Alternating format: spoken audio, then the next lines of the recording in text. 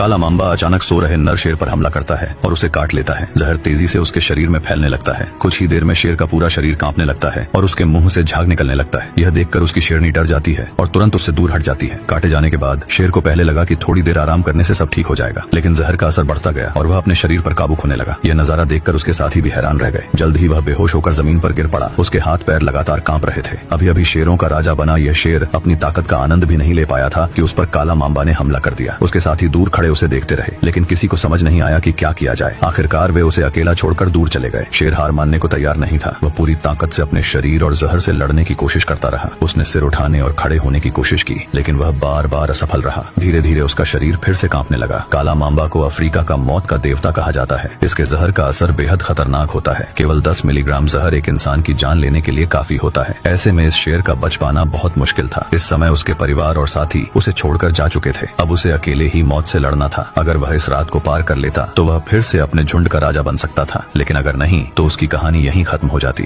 धीरे धीरे शेर का शरीर कमजोर पड़ने लगा। उसमें हिलने की भी ताकत नहीं बची थी। वह बस जमीन पर पड़ा रहा, किस्मत के फैसले का इंतजार करता हुआ। एक और शेर जिसे काले मांबा ने काटा था, जहर के असर से इतना कमजोर हो चुका था कि वह खड़ा भी नहीं हो पा रहा था। वह बस रेंगते हुए आगे बढ़ने की कोशिश कर रहा था ताकि किसी सुरक्षित जगह पहुंच सके और ठीक होने का इंतजार कर सके। उसकी हालत बहुत खराब थी। अगर इस समय उस पर जंगली कुत्तों ने हमला कर दिया होता तो वह बिल्कुल भी मुकाबला नहीं कर पाता। काले मांबा के जहर से बच पाना वैसे ही बहुत मुश्किल होता है। आखिर में शुरुआत में जिस शेर को काले मांबा ने काटा था वह इस जहर को सहन नहीं कर पाया और उसकी मौत हो गई। तो इस बेचारे नर शेर के लिए एक